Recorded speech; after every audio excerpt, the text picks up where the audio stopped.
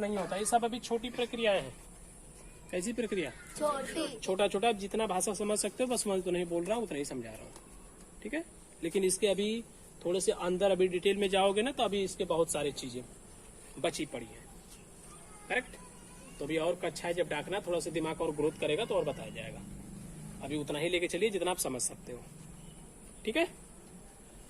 तो हम ये देख लेते हैं कि बहुपद कब नहीं होगा। क्या नहीं होगा? बहुपद कब नहीं होगा, ध्यान रखिएगा। जब चर कड़ी के अंदर हो जाता है, किसके अंदर? तब वो बहुपद नहीं होता है। कड़ी के अंदर मतलब इस तरह से होना कि बाहर ना निकलने लायक हो, ठीक है। बाहर निकल जाएगा तो क्या बोलेंगे? बहुपद। और बाहर नहीं निकलेगा तो बहुपद नहीं है, ठीक है। पहली बात है। अब बात इस कड़ी की अगर आप करोगे तो कड़ी कितना मूल की हो सकती है, ठीक है। 2 मूल, 3 मूल, 4 मूल, 5 मूल, मतलब न जाने कितने मूल की वह कड़ी हो सकती है। उसका कोई फिक्स लिमिटेशन नहीं है कि कौन सी कड़ी होगी, ठीक है। जैसे देखिए, हमने लिखा कड़ी में x, तो ये क्या है? बहुपद नहीं है। क्यों? क्योंकि कड़ी के अंदर है और ये बाहर नहीं निकल सकती, इसलिए बहुपद नहीं। अगर इसी को हम लिख देते हैं y², तो अब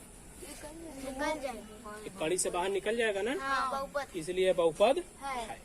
तो हम नहीं पढ़ रहे, इसलिए इसको हम यहाँ से डिलीट कर देते हैं। करेक्ट। तो ऐसा ही आएंगे। कौन आएगा? चर आएगा। और चर से हमको कोई लेना देना नहीं है तो किसे? सिर्फ और सिर्फ चर से। एग्जाम्पल में जैसे ऊपर देखिए, हमने लिखा कड़ी में 3x, क्या लिखा? 3। तो ये बहुपद है कि नहीं है? है। ठीक। कड़ी में 3 नहीं निकलेगा तो कड़ी में 3 यानी कि 3 क्या है? 4 क्या? 4 है, अचर है। और हम लोग बात किसी कर रहे हैं? चर की। इसलिए ये क्या है? बहुपद है, राइट। क्योंकि चर बाहर है, राइट है।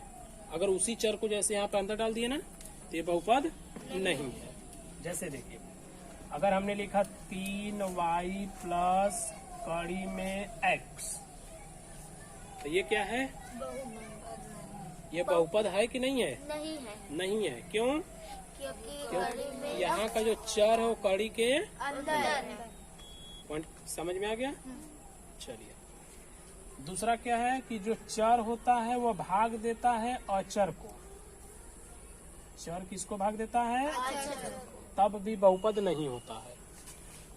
अचर मतलब गिनती हो गई, चर का मतलब अक्षर हो गया। तो किसी भी अक्षर का पहाड़ा पढ़ दोगे? नहीं पढ़ पाओगे ना, इसलिए वो बहुपद नहीं होता है। लेकिन क्या? अक्षरों का भी पहाड़ा पढ़ा जाता है। समझ में आई बात? x एकम x, x दुना का x², x तिना का x³, ऐसा नहीं होता। पढ़ सकते हैं, जरूरत पड़ेगी तो पढ़ेंगे, बट इसको जरा समझिए। मान लीजिए लिख दिया 5/x, कितना? 5/x। तो x का पहाड़ा किसमें पढ़ना है? पढ़ दोगे? नहीं पढ़ सकते ना, इसलिए बहुपद नहीं है। अगर हमने लिख दिया 2y/y, 2y/y, मतलब y का पहाड़ा किसमें पढ़ना है? 2y में। तो y का तो y में हम पहाड़ा पढ़ ही देंगे, तो y से y तो कट ही जाएगा, इसलिए ये बहुपद है। तो बहुपद है तो हम लोग पढ़ नहीं रहे हैं, इसलिए हमने यहाँ से इसको क्या किया? हटा दिया। केवल समझने के लिए लिखा, ठीक है। अब उसी का थोड़ा सा दूसरा रूप देखें। जैसे हमने लिखा 5y/y का स्क्वायर, क्या लिखा? y का स्क्वायर। अब y के स्क्वायर का पहाड़ा किसमें पढ़ना है? 5y में। पहाड़ा पढ़ दोगे? हाँ, नहीं पढ़ सकते। y² बड़ा है ना, और y क्या है? इसका हम उसमें पहाड़ा पढ़ देंगे? नहीं पढ़ पाएंगे, बड़े का पहाड़ा नहीं पढ़ पाएंगे, इसलिए ये बहुपद नहीं है। समझ में आया? अब गिनती होता तो दशमलव में पढ़ देते हैं, इसको भी आप दशमलव में पढ़िएगा का, इसलिए ये नहीं है। मतलब 2 पॉइंट हमें हमेशा ध्यान रखना है अगर चर का कड़ी लग गया तो बहुपद नहीं है, लेकिन कड़ी से बाहर निकलेगा तो बहुपद है। चर अगर भाग करेगा तो बहुपद नहीं है, लेकिन भाग उसका चला जाएगा तो बहुपद है। कितनी बात समझ में आ गई अच्छे से कि नहीं? अब आइए हम सीख लेते हैं कि बहुपद कितने प्रकार के होते हैं। बहुपद के प्रकार। तो बहुपद के प्रकार में सबसे पहले हम पढ़ेंगे शून्य बहुपद। कौन सा बहुपद? शून्य बहुपद। शून्य का मतलब जीरो। क्या? जीरो। अब बहुपद तो आप अच्छे से समझ ही लिए थे कि नहीं समझे थे? तो शून्य बहुपद हम उसको बोलेंगे जिसमें एक भी पद नहीं होगा। पद भाई को ना बहुपद कर रहे हैं, तो शून्य बहुपद हम किसको बोलेंगे? जिसमें एक भी पद नहीं होगा। कुल मिला जुला के कहने का मतलब ये है ना कि पद तो हम लिखेंगे, क्या करेंगे?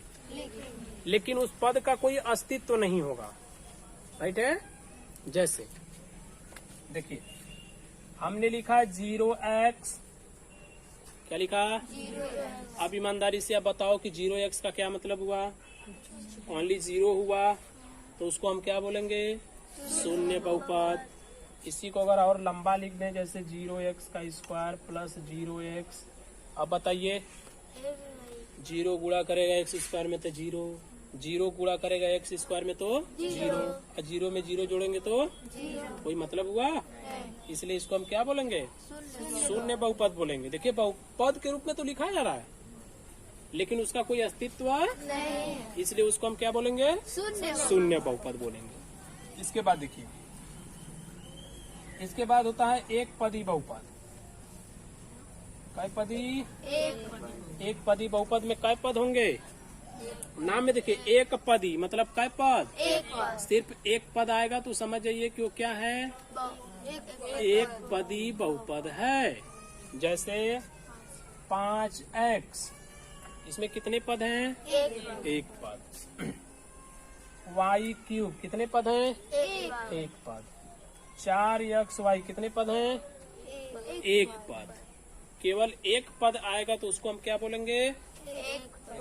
एक पदी बहुपद। ठीक है? पदों का बंटवारा प्लस और माइनस से होता है। किससे? प्लस और माइनस से। बंटवारे से मतलब कहने का तात्पर्य यह है कि जैसे घर का भी बंटवारा होता है तो वहाँ भी बंटवारा प्लस और माइनस की वजह से ही होता है। किसकी वजह से? प्लस और माइनस। जब तक प्लस और माइनस नहीं देखा जाएगा तब तक कहीं भी किसी भी क्षेत्र में बंटवारा नहीं होगा। ठीक है? तो ये लंबी पॉइंट है, आप उसके चक्कर में न पड़िए, अपना काम करते हैं। तो कहने का मतलब कि प्लस और माइनस से किसका बंटवारा होगा? पदों का। किसका बचवा? पदों का। तो इसमें तो प्लस माइनस है नहीं। अब अगर इसी को हम ऐसे लिख दें कि -5x, तो यहाँ पर कितने पद हैं? अभी तो एक ही पद है, इसलिए इसको हम क्या बोलेंगे? एक पदी बहुपद। अब इसके बाद आता है आपका द्विपदी बहुपद। कै पदी? द्विपदी बहुपद। पॉइंट ओके है? द्विपदी में कै पद आएगा? दो पद। जैसे देखिए हमने लिखा 2x + 3, गिनिए कैट हो गए? एक और सही है। जैसे 3 - +6x, गिनिए 2। 2x² + 8, गिनिए 2। तो इन सबको हम क्या बोलेंगे? द्विपदी बोलेंगे। ठीक है? हम बंटवारा किससे कर रहे हैं? प्लस और माइनस। हाँ, तो बस प्लस और माइनस का ध्यान रखना है, गुणा भाग का नहीं ध्यान रखना है। ठीक ना? अब गुणा भाग इस तरह से दे देगा जैसे 3x × 4y, इसमें कई पद हैं? एक पद रहेगा। हमने बोला गुणा में हम उस चीज का ध्यान नहीं रखते। क्यों? क्योंकि तुरंत गुणा करा देंगे। 3 चौका 12 xy, कितना? xy। 12xy कैट हुआ है, एक ही पद न हुआ, इसलिए प्लस और माइनस में पदों का बंटवारा नहीं होता। ठीक? किसमें? प्लस और गलत बोल दिए। होता है। हाँ, गलत बोल दिए। गुणा और भाग में पदों का बंटवारा नहीं होता। क्लियर है? इसलिए जब भी गुणा और भाग आएंगे तो उसका हमें ध्यान देना ही नहीं है। तो ये रॉन्ग एग्जाम्पल यहाँ से हटा देते हैं। पॉइंट समझ में आ रहा है? नहीं आएगा तुरंत बता देना, ठीक है? एकदम हल्की भाषा में भी बता रहे हैं। आगे देखिए, इसके बाद आता है त्रिपदी। कितना पदी? त्रिपदी बहुपद में कै पद आएंगे? 3 पद। जैसे 3x + 4 + 3x का स्क्वायर गिनिए। 1 2 3। x + y + z गिनिए। 1 2 3। 2x³ + 4x + 8 गिनिए। 3। तो इसको हम क्या बोलेंगे? त्रिपदी। करेक्ट है? ये लोग यहीं पे नहीं रुकते हैं, 3 के बाद क्या उठवाएंगे? 4। तो उसको क्या बोलेंगे? चतुर्थ पदी ना। फिर तो उसको क्या बोलेंगे? हाँ, लेकिन अब सुनिए ध्यान से, जब 3 से ज्यादा डाकने लगेगा ना तो उसको केवल बहुपद कह देना। क्या कह देना? वैसे 3 तक को पूछबे करता है अक्सर करके। तो अभी आपके सिलेबस में जहाँ तक है मैं वहाँ तक बता दे रहा हूँ। बशर्ते आप ध्यान रखना ना कि अगर 3 से ज्यादा भी आएगा, 4 5 6 7 8 9 10 कितना हुआ आएगा, तो आप क्या बोलना? कहना बहुपद है, बात खत्म। करेक्ट? अब ये पूछ देगा कि काय पद है, तब गिन के बता दीजिएगा आप। 11 पद है, 12 पद है, चाहे जो भी है। राइट? पॉइंट ओके है? कोई कंफ्यूजन नहीं है? चलिए आगे बढ़ते हैं। अब हमने तो पद भी समझ लिया, सब कुछ अच्छे से समझ में आ गया। अब हम जरा समझ लेते हैं किसको? घात को। किसे? बहुपद की घात। किसकी घात? राइट? अब आइए देखिए घात कैसे होते हैं। पिछले चैप्टर में हमने आधार और घात सीखा था ना, तो अच्छे से तो याद ही होगा। सो हम बस एग्जाम्पल स्टडी कर देते हैं। जैसे देखिए, हमें लिखा अगर 3x³ हल्ला नहीं बच्चा, हल्ला करने से कुछ मिलता है? नहीं मिलता। तो 3x³ + 4x² + 5x प्लस लगा, कितना लिखा? ऐसा ही और बड़ा सा लिख सकते हैं, चाहे एकदम छोटा सा लिख सकते हैं। करेक्ट है? लेकिन हम बात किसकी यहाँ पे करने वाले हैं? घात। तो बहुपद का घात बताने में हम सिर्फ और सिर्फ सबसे पहले ना सबसे बड़े घात वाले पद को चुनते हैं। किसे चुनते हैं? सबसे बड़े घात वाले पद को। इसमें कितने पद है? 1 2 3 4। और हमको किसको ढूंढना है? जिसका घात सबसे बड़ा हो। तो किसका है? इसका 3, इसका 2, इसका 1, इसका 0। क्या है? 0। इसका कितना है? 3, इसका 2, इसका 1, इसका 0। ठीक। अचर पद का घात हमेशा 0 होता है। तो सबसे बड़ा घात किसका हुआ? 3x का हुआ ना सबसे बड़ा घात। तो 3 का नहीं है, सिर्फ x का है। किसका है? x। तो सबसे बड़ा घात कितना है? 3। इसलिए इस पूरे बहुपद का घात कितना है? 3 है। हो गया ये। यानी बहुपद की अगर हमें घात बतानी हो तो हमें क्या ढूंढना है? सबसे बड़ा। सबसे बड़े घात वाले पद को ढूंढना है, चाहे वो कहीं भी लिखा है, उससे हमसे मतलब नहीं है। सेकंड एग्जांपल जैसे देखिए, मान लीजिए लिखा 6 + 2x² + 4x + 8x घाते 5 प्लस लगा के लिख दिया कुछ भी अपना। ये देखिए, बोला है कि बहुपद की घात बताइए। तो घात अभी हम लोगों ने सीखा है कि किसको बोलेंगे? सबसे बड़े। जिस पद का घात सबसे बड़ा हो बस वह ढूंढना है। ढूंढिए तो सबसे बड़ा घात x घाते 5 वाला है। यानी कि इस पूरे बहुपद की घात कितनी है? 5। अन्य लोगों से हमें कुछ भी लेना देना नहीं है। समझ में आ गया? अब बना लेंगे? नहीं? शाबाश।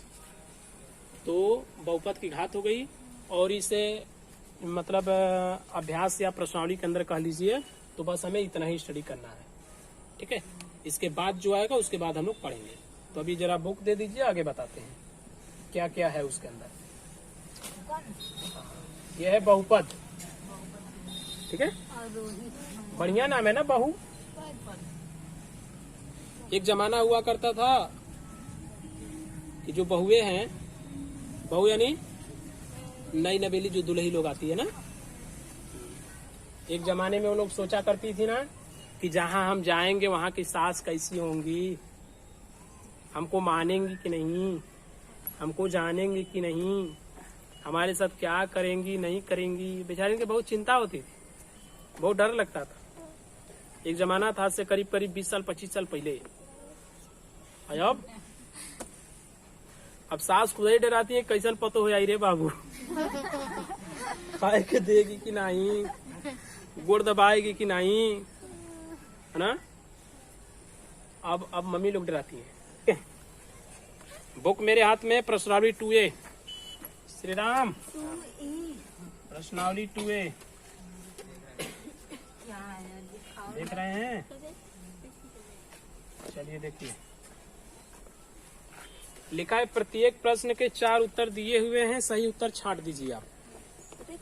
पहले क्वेश्चन में है बहुपद y cube minus y plus y square minus √2 का अवरोही क्रम।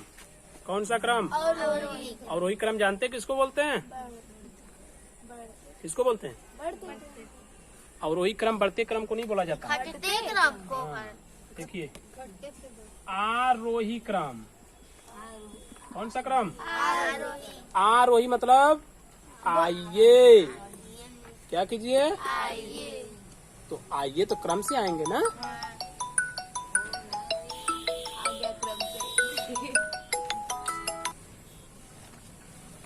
तो आरोही क्रम का मतलब बढ़ता क्रम। कौन सा क्रम? बढ़ता क्रम, मतलब छोटे से बड़े की ओर। उसके बाद होता है अवरोही क्रम।